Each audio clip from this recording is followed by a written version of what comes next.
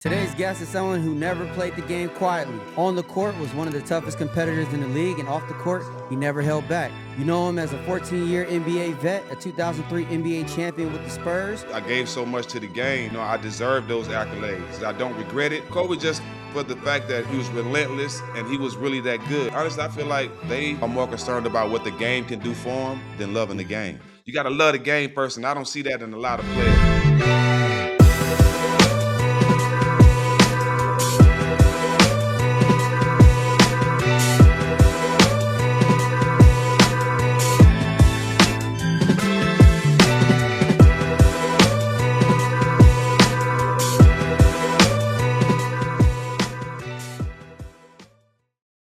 I might swerve in that corner, whoa. What's good, family? It's Ball in the Family podcast. We got one of the greats coming on today, one of my favorite players to watch growing up, man. So, we going to have a fun time. I'm here with my boy Demo, Deuce, man, Banks, and Jihan Chalik, the Big Eight. We'll get to y'all right now. We getting crazy. Today's guest is someone who never played the game quietly.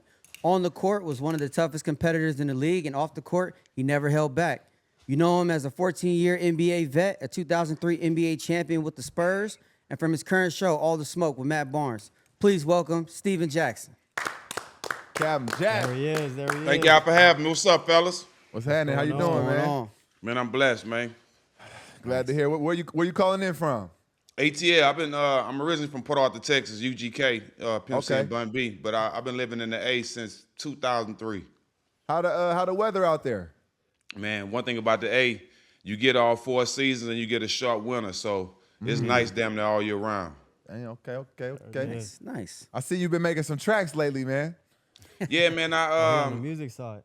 I was doing a lot of music when I played, and during the NBA, they did a lot of stuff to shadow a lot of stuff I was doing, just because of the brawl. After the brawl, a lot of stuff that I was doing on the court, outside of the court, it got kind of pushed away because they really didn't. They was trying to get away from that side. They was changing the dress code and all that stuff, so they really weren't trying to push the music or none of that shit.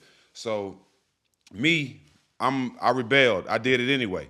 You know what I'm saying? I did shows after games, before games. I went on tour during season, all kind of shit, man, pushing my music. And it was just something I wanted to do. And I just had got an itch for it to do it again. It's nothing to me to go in the studio and do 15, 16 songs in a month or two. That's nothing. So I had the itch, and it turned out better than I expected, and I'm getting a lot of good press from it. So I ain't gonna lie. You said you went on tour during season. Wow. Can you elaborate on that? Yeah, Because that's me up, Cap. I can't even lie to you. yeah. So what I did was I'm a hustler, bro. So I used the team's our schedule to set up every city I went to. I planned a radio tour. So if we was in that city the day before, I went to the radio station to promote my music on the NBA team's dime. So flying the city to city instead of flying myself around every city we went to, I promoted my music, and I went to the radio station and did shows and stuff like that in every city. Damn. That's tough, man. You got a lot more music coming out? Yeah, I'm gonna drop another project in July. I got some brothers, Killer Corleone, a guy named Gelo, another brother named Quiet Money Dot. They really doing their music in Houston, and we done clicked up, man. So we gonna support each other, and somebody gonna drop a new project every month, man. So it's just something I'm starting with some guys that I've been knowing for some years in Houston. That's fire. Damn. If you could go back in time, would you think the Malice in the Palace would take place again or not? I'll take it back. Yeah. I lost at least 5 All-Star appearances. I lost a lot, $3 million. I lost a lot of stuff from the game that I really deserved because I gave so much to the game. I played 3 years with a broken toe. Like I gave so much to the game just because I loved it. I deserved those accolades. And just throwing one punch, you know what I'm saying, and being a loyal teammate cost me a lot of things. I don't regret it, but if I could go back, bro, I would change it. Yeah, I feel that. What was it like with Ron Artest as a teammate? To me, Ron is the best two-way player to ever to play basketball, to ever to play in the NBA. If Ron was mentally there and was understood from an aspect where these kids come from, they play basketball with a different passion. It's either win or die. That's how we was taught. That's the only way we get out the hood. So that's the way Ron played the game, and that was his only mentality. So I understood it. So to me, he's probably my favorite teammate because we used to argue about who guarding the best person. You know what I mean? And Ron could stop you from getting 30 and give you 30. Like he could have won Defensive Player of the Year and MVP multiple times if he was mentally there. You know what I mean? So for me, probably the best teammate I played with. How were those battles in practice? Y'all had some serious battles going on? Oh man, we almost got in a fight every day on that team.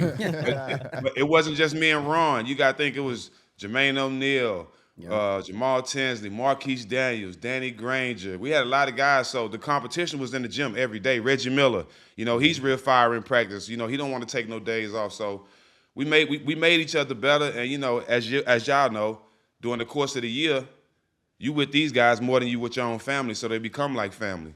So sure. We was in the strip clubs together. We was in the clubs together, fight. Like we did all kind of stuff that year that a whole bunch of young guys shouldn't have done as far as, all we was just experiencing getting money and getting out the ghetto. So we made a lot of mistakes, bro. But that was our year to win the championship. We don't get in that brawl, we walking away with the championship because we blew the shit out of Detroit that day. Right. How do you think Adam Silver would have handled, the Malice in the Palace? I think they all gonna handle it the same way, bro, because they ain't from where we from. Yeah. They wasn't taught one person swing at your brother, whether right or wrong. We all fight. We deal with the concept. They wasn't taught that.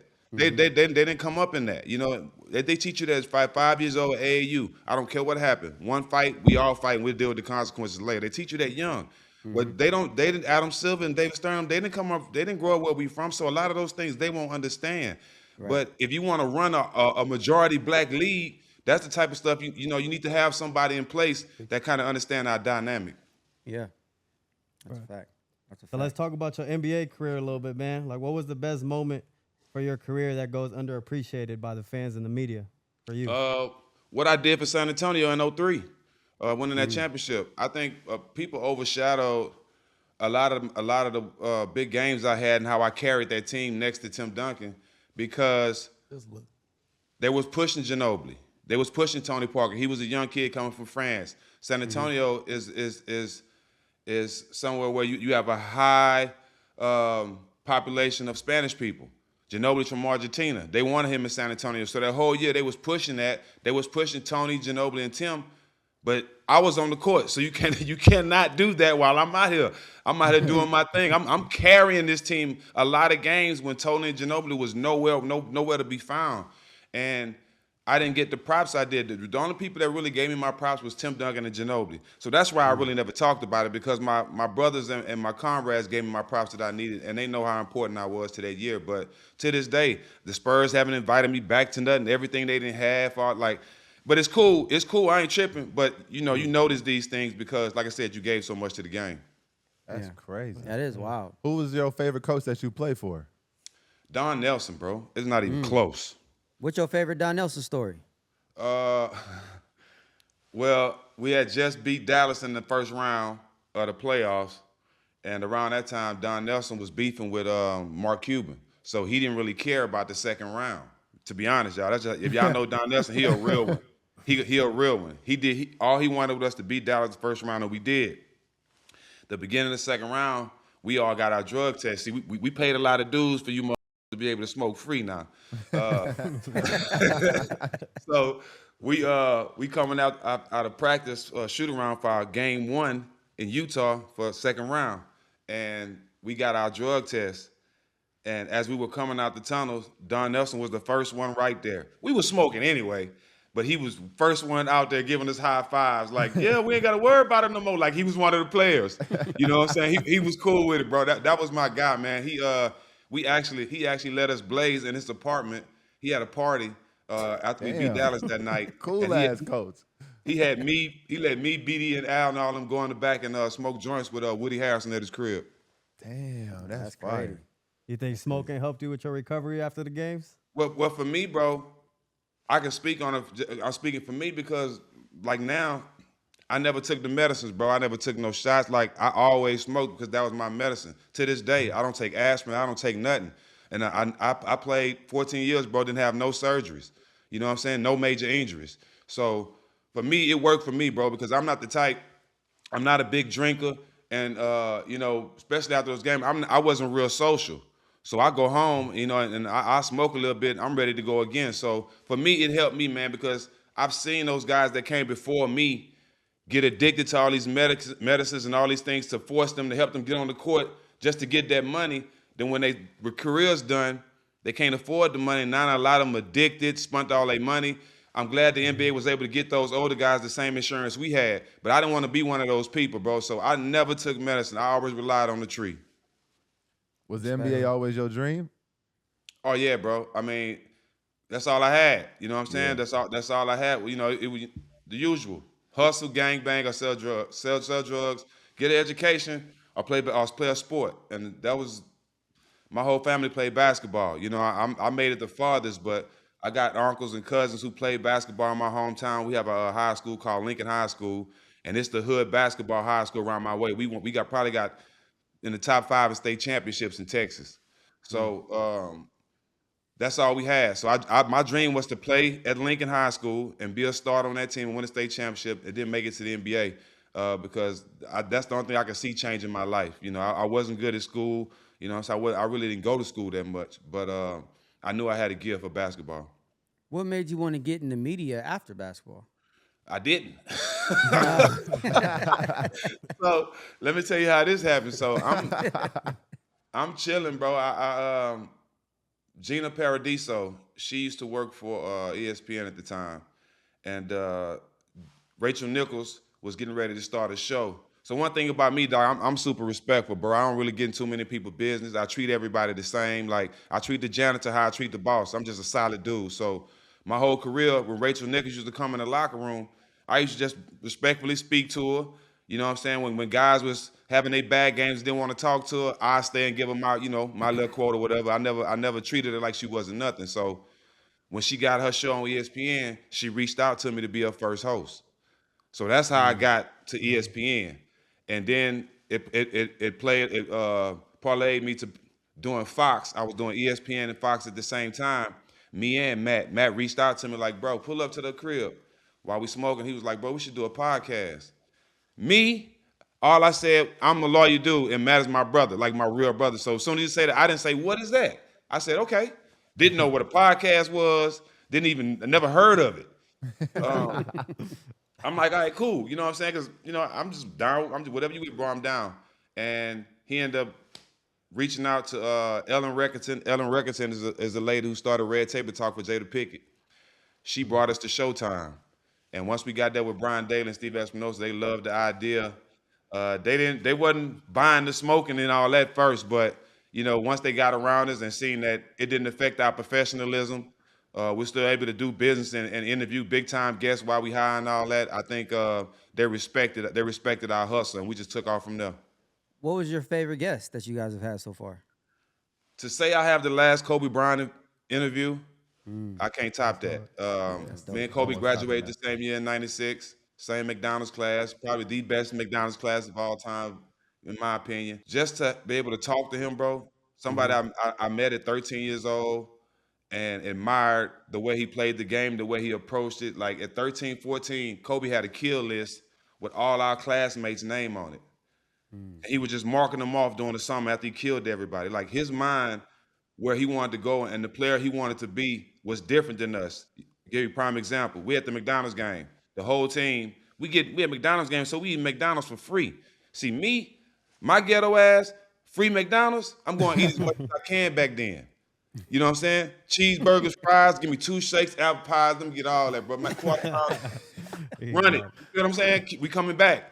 Kobe, the only one didn't go. Man, I ain't eating that shit. You gotta watch what you eat. So he was thinking that in 1996. Damn. I didn't start thinking that 2-3 years ago. You know? So he was just ahead, bro. So to say we have his last interview, I think I'm gonna continue to hold that to my heart. That's amazing. Would you say Kobe is probably one of the hardest people you ever had to guard in a real game? Toughest matchup? I would go Kobe and Allen Iverson. Kobe just for the fact that he had size, he was relentless, and he was really that good. So a person that has that killer instinct, but also he's the most skillful player on the court, is kind of hard to guard. Like, we had a lot of respect for each other because I'm competing. Like, you my brother, I love you to death, but on the court, we damn near getting into fights. And I respected that from him because you don't get that from too many superstars. They ain't ready to fight and do it all to win. Kobe was with that shit. So I respect that. Like I said, seeing him as a youngster, man, yeah, man, who he turned out to be, the player he turned out to be, the numbers he put up, the championships he done. He knew he was going to do that as a teenager. So I admired that because I couldn't see that future that far in my life at that time. What's the biggest difference do you think, like from the game today from when it was in like '03, that you see that you could say that's like something that's dramatically different? Well, honestly, I feel like, especially the younger guys, they are more concerned about what the game can do for them than loving the game. And that's what I noticed a lot, especially with social media. You can get you can be sorry as hell and be famous on social media these days. You know what I'm saying? You know what I'm saying? For just being honest, bro. You know what I'm saying? When I played, you had to average 20 to get 10 million a year. You can average 15 to get 100 now. Yeah. You know what I'm saying? So like, and I'm not mad at them. I'm just saying like more kids are worried about getting that money and shining with it instead of loving the game, getting the blessing, and doing what you're supposed to do. You know what I'm saying? It was always you got to love the game first, and I don't see that in a lot of players. You know what I'm saying? I don't like put it like this. Y'all family has success off the court with shoes and all kind of other marketing, with your dad being a marketing genius. Lonzo, you and Melo, y'all and Gelo, y'all didn't have to push yourself in basketball as much as almost. Y'all actually love the game. Yeah. Y'all had a great life. You know what I'm saying? But in order to get to the NBA, you had to really love the game, and that's what people don't understand that. I see a lot of people that are really forced and pushed into the game and really didn't pay the dues. Some kids played 1 year of high school and they make it to the NBA. Yeah. Like I don't understand. Why do you think it's like that now? Because like that shit was like damn near bred into us. You feel us? It's Like social media. we wasn't gonna play if you didn't love it. So I wonder why it's like that now. You know, but like because you don't have to pay the dues that we pay now. You can pop up on social media, be 6'8", and just dunking. Now you the top player in the state. Right. You know what I'm saying? Like it ain't about really paying dues. A lot of that stuff you can really buy now too. You know, like when I was at AAU, when I was growing up, man, my coach didn't have no money to fly a kid in from California to come play on our team. We barely got there. You know what I'm saying? Our jerseys and shorts don't even match. Facts. You know what I'm saying? So so now they flying kids in, like it's killing the confidence of the kids who actually love the game. Because now you just flying this kid in. I've been busting my ass for the last 2 years to play on this team, and you just fly him in and get an opportunity. That's the type of stuff that's going on. So I'm glad I didn't grow up in this era, but I see more kids loving what the game could do for them than actually loving the game of basketball. Yeah. When you look back at your career, what you want to be remembered for, like the most? Being a solid guy, man. Everybody I play with and against, I got their respect, bro. I think that's why I don't really talk too much about the NBA and my bitterness, because I am kind of bitter. Because like I said, those All-Star games and all that stuff would have looked good on my trophy case right now. You know what I'm saying? But I let it go. But it's just like the way I played the game and the passion I had for the game, I deserve so much more, man. And I think that's why I still have that passion now, even though I can't play, because I know the game done a lot for me. So I wouldn't take nothing back. But if I could go back to the game and erase some things to get my accolades and make some better decisions, you know what I'm saying? And I'm not really saying not being there for my teammates, because I got in the shootout in the strip club the next year for my teammates. So like I don't regret being there for my teammates, but I would have made some better decisions for me, because everybody wasn't as loyal as me. Yeah. What's some of your favorite talent to watch in today's game in the NBA? Oh, I like Shy. I bumped into your little brother in Houston, man. I like his energy, man. They bringing that energy back in Charlotte that we had. The attitude of we have a whole bunch of young guys. We have a whole bunch of guys on this team that care. We slept on by the league and all these other teams, but we finally starting to figure out we have to play for each other. That's how they playing in Charlotte now. I like watching Charlotte. I don't like watching, like, believe it or not, I don't like watching like the Denvers. I like watching Ant. I like watching Jaylen Brown. Like I don't watch all the games because all of them ain't competitive. But I like watching certain matchups. You know what I'm saying? I watched James and Donovan Mitchell first game because I wanted to see how they was gonna play together. You know what I'm saying? Right now, ain't nobody really turning it up, so I really just watch playoffs. You know what I'm saying? Because that's when it looked like everybody playing like they care. Who you got winning it all this year? Detroit. Gonna make me take an educated guess.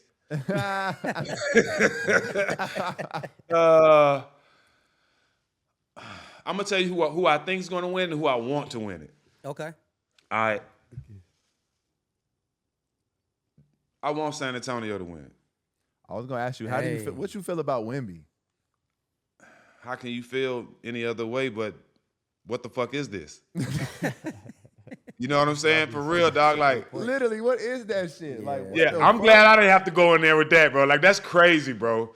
Like, That he's shit's changing the unthinkable, shot. bro. Like, He when I was changing a kid shots, hooping, he I just- wouldn't think I would run into some shit like that. No cap. You tell me, how is it? It's unbelievable. That's what I'm saying. I'm guarding, bro, my hardest, and I'm contesting at his chest. That shit ain't like the closest to that probably was Porzingis. When I was on the Lakers guarding him in New York, I'm like, this nigga is tall as fuck. But then Wemby is that plus 10 times the athlete Yeah. Yeah. That's crazy. with And- longer arms. And he in the right environment too. Like Pop Yeah. them going. He's the perfect place he could be. It's gonna get scarier every year, bro. As he grow into his man body and they continue to get stronger, it's gonna get to the point where I think he's gonna be the first person to average 40 plus. Yeah, I said if he don't get hurt, I might have him go down as the GOAT. I'll put that out there as an early hot take.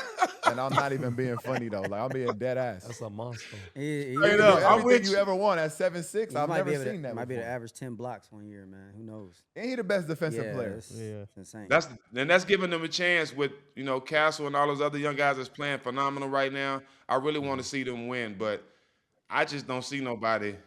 And they didn't beat OKC a couple times, but just that Shy, man. I just don't understand it. Like I guarded a lot of guard. I guarded Allen Iverson. I was a big two guard. I'm 6'8" and I played two guard. So a lot of two guards ain't that big this time, but not right now. But No two I'm guards trying are to that figure big. out- 6'8"? yeah, Damn. Tracy McGrady was There a ain't two no guard. two guards like that. Nah. Tracy McGrady was 6'10". Yeah. That's all the two guard. All the two guards in my area was Y'all era was the yeah. nicest wings Yeah. for sure. For sure. But Gordon For sure. Shy, I just don't see how he getting that shit off. We watched He that shit the other getting day. to That it, nigga though. get into that spot. Ooh. That Bro, sidestep is vicious. I don't understand. I've seen him throw all kind of schemes at him, and I'm sitting at home like, oh no, I do this. Shit, but that didn't work. Like they didn't done everything that possibly they could do to stop this man. Now, I hope San Antonio sitting in their office and Pop is like, okay, this is what we're gonna do, because that's the only person that can come up with something to stop him. Pop can stop anybody. I ain't gonna say stop, but he can make it difficult for anybody with his defensive schemes, especially having a guy like Wemby, where you can just push up on him and force him to go to the basket. Don't give him no mid-range, don't give him no threes. Basically, let him drive. Yeah. That's Funnel really don't everything answer. down there and fan out. Yeah. Oh yeah, I would love to ask at least one or two. You know that I'm doing this shit too, so I had something in my head. Oh, let's do it. Oh, yeah. All right. Okay. Let's do it. This is definitely for the brothers. Growing up and having your life basically for everybody to see, the good and the bad. I'm somebody that had to deal with a lot of the bullshit and overcome it and not let it affect me going forward. But now y'all had a bigger eye on y'all growing up, and the expectations was high.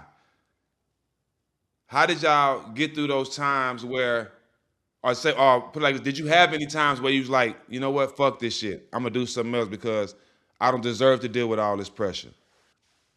As far as what though? Like the game or the No, life? not the game, just expectations from people. I say this. For me personally, I ain't never really I didn't care about people's expectations. Like I only cared about how I felt when I sat in my bed at night. You feel me? Thanks. So like for me, I feel like first of all, where we're from, we're Chino Hills, like that shit is a 10-minute drive around the whole city. Like it's just a farm for real. It's not much out there. So it wasn't like we was doing shit else but hooping. So like even though we had a show, like our life was very minimal, if you will. Like we was just playing basketball for real and then just shooting shit with the show. So that shit wasn't crazy to me at all. And then the way my dad was, he was in front of everybody all the time speaking. So like I ain't really say much ever for real. So I'm just literally just playing basketball and going home for the most part. So like the expectation never really weighed in on me. I would say though, the life that was brought with all the extra media and shit, like there is a lot of bullshit that I wish was cut out though. I will say that for sure. Unnecessary shit. Literally. Yeah. But like as far as like how people felt about me, I really didn't care. Cause a lot of the times people was saying shit that like honestly wasn't true. So I'm like, why would I care about some shit that has nothing to do with me for real? So Facts. that's how I felt about it. Low? Yeah, that's how our pops raised us. Like you said, like I damn sure ain't care about nothing. But I wouldn't like Zoe for real. Like I say when I turned like 15, even before that, bro, like I was a wild nigga. Like I'm leaving. I leave the house every day damn near and just make sure I work out and hoop when it's time to hoop. But I was doing hella shit like in high school. Like no, for real. Like man, what I'm leaving, I go, nigga, lakes and shit, the beach, man, I do it, everything. I'm like, whatever, let's do it. I was like, I don't know, that shit helped though. Like I really just lived. I lived my life, but I know how to do that shit because you got to be perceived a certain, I mean like, you got to be looked at a certain way to the media and shit. Like you can't do everything, bro. So Yeah. I knew how to, I say like when we filming and shit, I know how to turn on. I'm acting. Like when I'm 16 and shit, I'm acting, nigga. Good check is coming in. No, for real. That was a lovely check. Like, bro, lovely but you check. feel me? I'm really Yeah. acting for the show. Right, I ain't no lovey ass nigga, but I had my Yeah. girl on there and shit doing whatever. But I was doing that. I say, but my real life and hoops and all that, I kept it everything separate. Like I tried my best to keep shit cool off the court, but you know that shit hard, bro. I'll say this. Also, while you was in it, like while we were filming this shit, looking back at it, I realized like how kind of crazy that is to have a fucking show like that. It's crazy. When I was a kid, just filming, we were just doing what my dad is telling us to do. Like, you know what I'm saying? We got to shoot this, and that, boom, boom, boom. I'm not thinking like, damn, this shit is about to touch the world. Like, Yeah. I meet people to this day that know me from the show, like not even from hoop, like around the world. Like, oh, I watched your show. Like, huh? Yeah. Even it was getting weird, bro. Like all the rookies and shit that was coming to the team the last probably 3 years. Everybody I'm meeting is like, I love your show, man. I'm like, this shit is crazy. All these kids coming in here watching Ball in the Family, man. I didn't realize that while we were shooting it, man. Honestly, Everybody ain't strong enough to live their life in front of cameras, bro. nah, Yeah. facts. Nah, that's crazy. Yeah. This is my second question. I'm one of those guys that I respect the hell out your pops, bro, because I grew up in the ghetto. My pops was 5 minutes away, and I didn't see him till I was about 13, 14. And really never did nothing for me. He gone now. I was able to build a relationship with him on my own merit once I got to the NBA and started having money and stuff like that. But for me, bro, how do y'all continue to show y'all pops y'all appreciation, bro, for what he's done and what he's instilled in y'all? Because I understand it. Like, I salute Bron for what he did with it. Like, I salute that because I'm that father now because I didn't have it. You know what I'm saying? So, and I salute the man he is. How do y'all continue to show him appreciation for everything he's done, bro?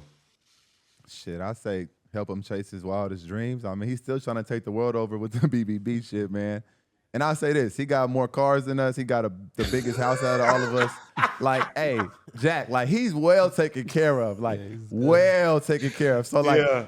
I don't know how else to support you other than to support you, if that makes sense. You know what I'm saying? Yeah, like, yeah. Whatever you need, though, is taken care of. I appreciate all the time that he put in for me, all the food, all the workouts, all that shit. The older I'm getting, I even talk to Demo all the time. Like, the older I'm getting, I even appreciate him more for the time seeing. Because I'm a father now, so I see, like, how much time you got to put into your kids for That's us to what be time. that successful. And for him to do that day in, day out, like, you know, I'll never take that for granted. So respect whatever he that. need, he's always good with me. But as far as support, I wore his shoes last pod, so hopefully he fuck with that. We drove down to the store. We checked the store out, gave a little shout out. So I mean, you know, we doing shit like that, man. But he's good, man. He's doing well. Yeah. For sure. Shout out Pops, man.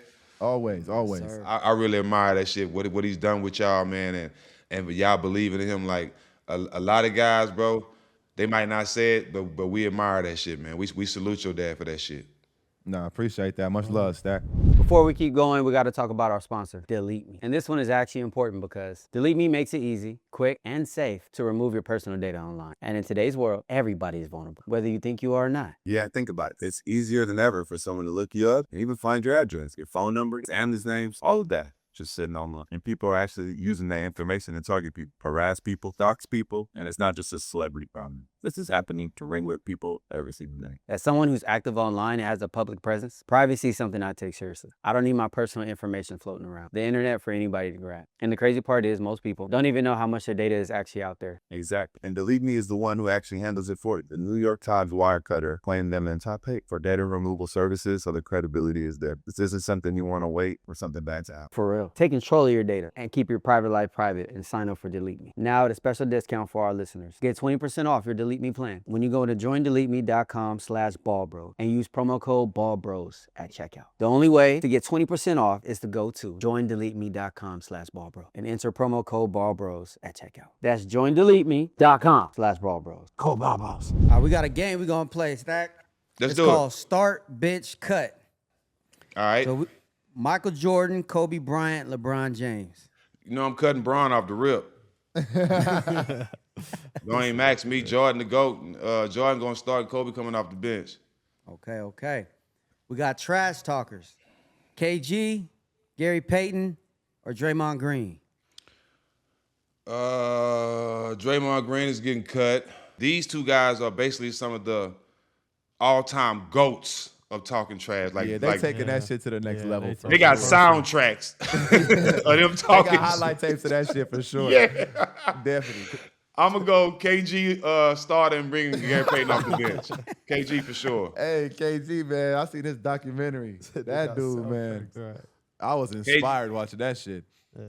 KG got an and one on a dude and turned around and was another dude there and turned around and said, "You bitch ass nigga." And the dude like, "Bro, I wasn't even guarding you." Well, I was crying, dog. I was out there crying, bro. That shit was so funny. I wasn't even guarding you. He was the worst. I feel like KG don't get his respect either, but KG don't get his respect in my eyes. we might need to get him on here. Behind Tim Duncan, I don't see nobody better. Yeah. Because he doing everything at 7 feet. You taking Giannis or you taking KG? I'm taking KG. KG can put it on the KG got court. more skill. Way more skill. He got more skill. He played point guard in high school. Yeah. Agreed. And KG is like vicious. Like, Yeah. he ain't backing down from nothing. That's so a Nothing good and teammate nobody. to have, boy. it's two dogs. That era. That's that era. Yeah. Yeah. Giannis ain't chirping like KG though. Hell And no. if I was Giannis' size, I'd be chirping with everybody. Yeah, especially the way he played, because he just about to go in there anyway. So But see, he ain't from here. He don't know how to bluff niggas. He know a lot. Like a lot of them niggas don't want it, so he don't understand that. He could be chumping people off, but he don't even know it. nah, facts. Facts. All right.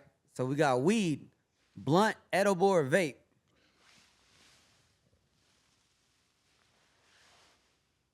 All day long, baby. Grabber leaf. All day long, baby. Keep a grabber leaf. I keep a grabber leaf in the tuck, baby. What's your favorite strand?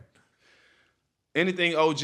I want all downers. I don't want nothing up. I don't want nothing to make me give me energy or nothing. I got a high metabolism. I'm naturally on the go. So I need all downers. OG, the strongest you got. Pass it to 5, please. We got a cousin just like that. Yeah, I need to link up with him. All right, we got aesthetics, man. We got 2000s baggy jeans, 90s short shorts, or 2020 tunnel fits. That's doing a whole lot. It Baggy is. jerseys. Damn, I don't say that again. We got 2000s baggy jeans, Right. 90s short shorts, or 2020 tunnel fits. 90 shorts definitely got to go. I didn't do those. I Said go I didn't do those. baggy jeans, starting and tumble off the bench.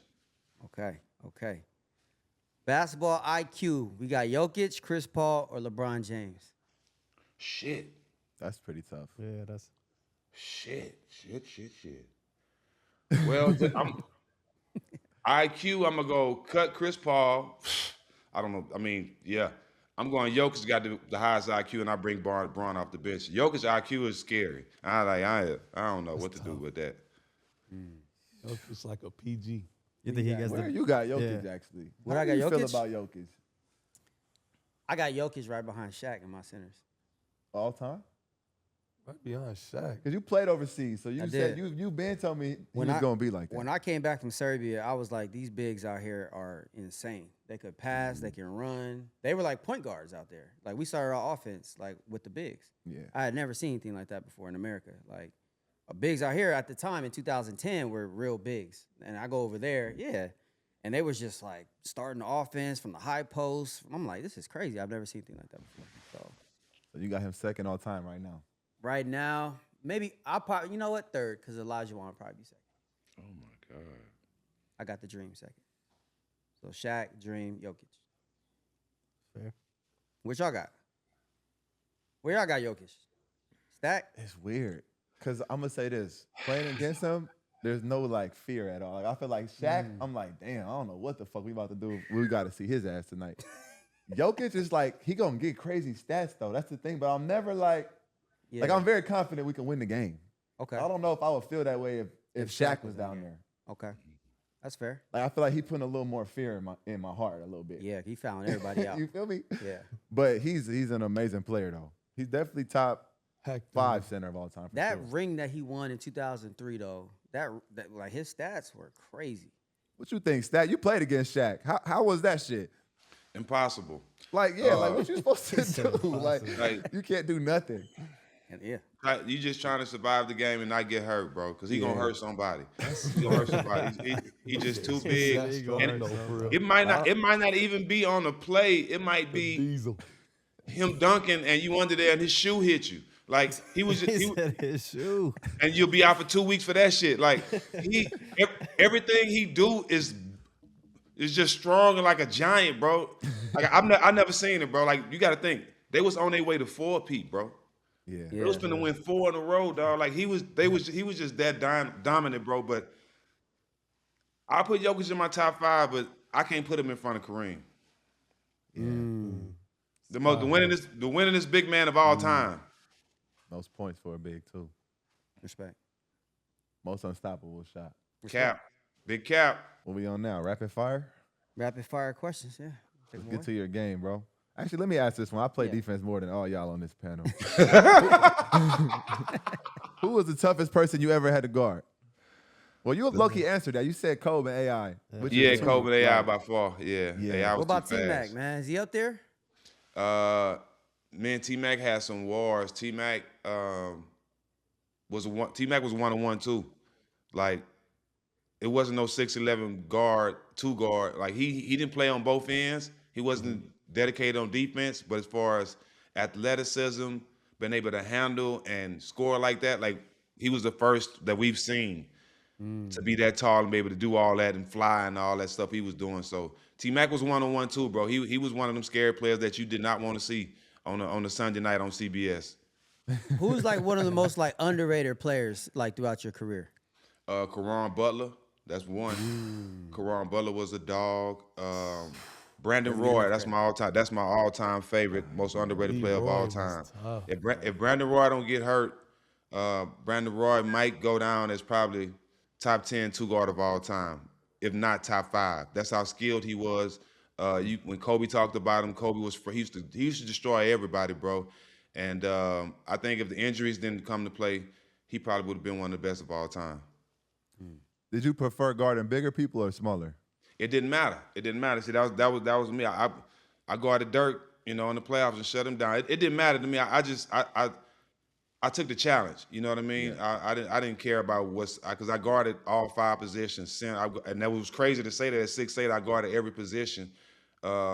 It's not that crazy. That's some real like 2K shit. Like I got a player just like you, guard everybody.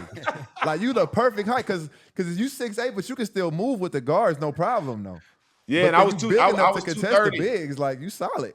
Yeah, I was 230 and I can move my feet too. You know what I'm saying? Yeah. So like, give a little cushion, you good. Yeah, but like Allen Iverson and all the motherfuckers, like All right. cushion didn't Hey, matter. ain't nobody Yeah. Stak. Ain't nobody staying in front of that by themselves. Stak. Bro, We gotta I'm on this. force and help. Out of all the motherfuckers I guard, I didn't make nobody highlight tape, but I'm on Chucks. Damn. I'm on Chucks, man, all off balance. I'm talking about falling, bro. I had to catch myself. I didn't fall, but he hit me with some little jab stuff, and I went all the way forward, too. Yeah, buddy. Is there a current NBA player who reminds you of yourself out there on that court? He way more athletic than me and taller, but I think the young kid that played with your brother, Brandon. B-Mill. Yeah, he don't. Hopefully he'll start posting up more because I posted up every play because I was bigger than almost all the two guards. But once he start adding that to his game, I think him. I coached him in the Allen Iverson game and I saw his talent. I spent a lot of time with him, and he really hungry. He really want to make it, and he really loved the game. So if I had to pick somebody, I would pick him. I like what he's doing in Charlotte. And I hope they keep him and your brother together, bro. I think they're going to have to keep all of them in cons, to be honest. Yeah, they got something special going on. Because I don't think And nobody's trying Miles, to go too. to Charlotte, to be real with you. Huh? Like, you got to keep the talent over there in Charlotte that you get. You can't let the talent leave. Nah, them three Not guys, in Charlotte. they got to keep you already holding on. You know what I'm saying? To battle to scraping the playoffs every year. We made it one year and they ain't made it since. Right. I don't think. And they're young, though, so it's like they got some time. They just got to just let them keep getting runs together. Like you said, just figure it out together. That's the best route, and then try to keep them as healthy as possible. They can't take the keys from Melo. All that not starting them and bringing all the other bullshit, man. Just give them the keys and let them do that because that's where it starts, bro. Every team I've been on, and I played on some good teams, bro. Every team I've been on, it started with the point guard, bro. If the point guard not confident, the team not going to be confident. Right. Who was your favorite PG to play with?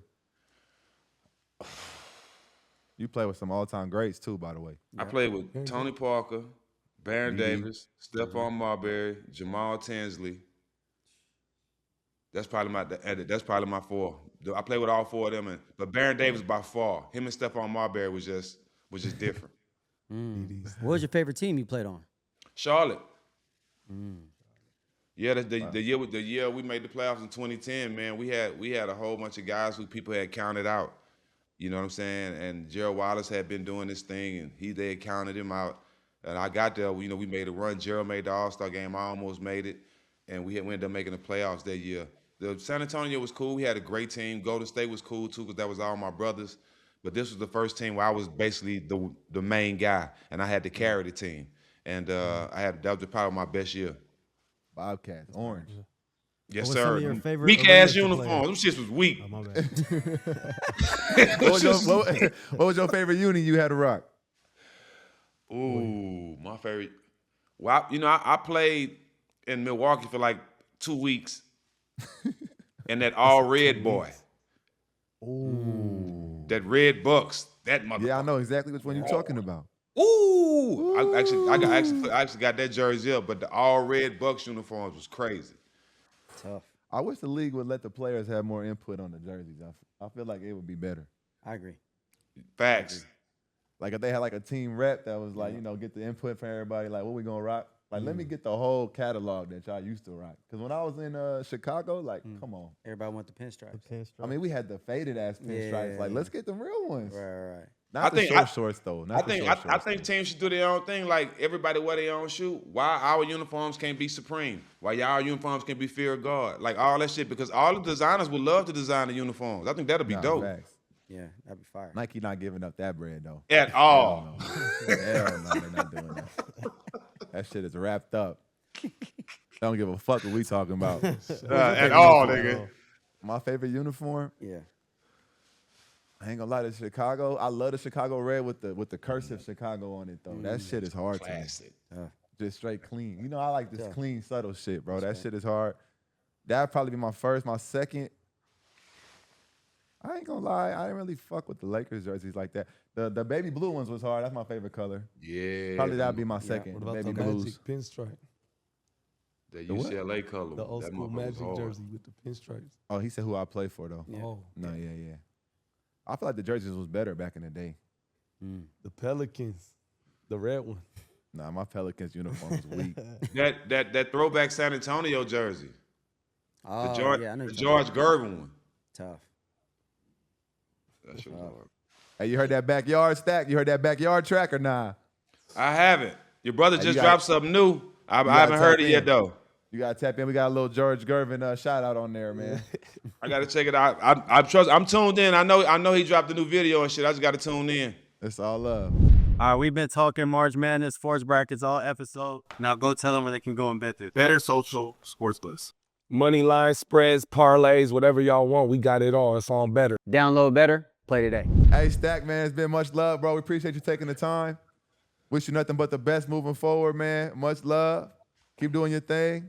And we'll see you when we see you, man. Appreciate Man, you, I Stak. appreciate y'all having me Appreciate it, on. Much Stak. love to y'all, man. We gonna cross paths. We gonna cross paths and break some bread soon, man. Much love to y'all. Good luck. Y'all stay safe out there, dog. Appreciate y'all having me on. You too. Appreciate you. Peace. Well, that's a wrap, man. We appreciate Stephen Jaffers taking the time and coming and blessing the pod today, man. Hopefully y'all liked the episode. Like, comment, share, subscribe, and we hope to see y'all next week.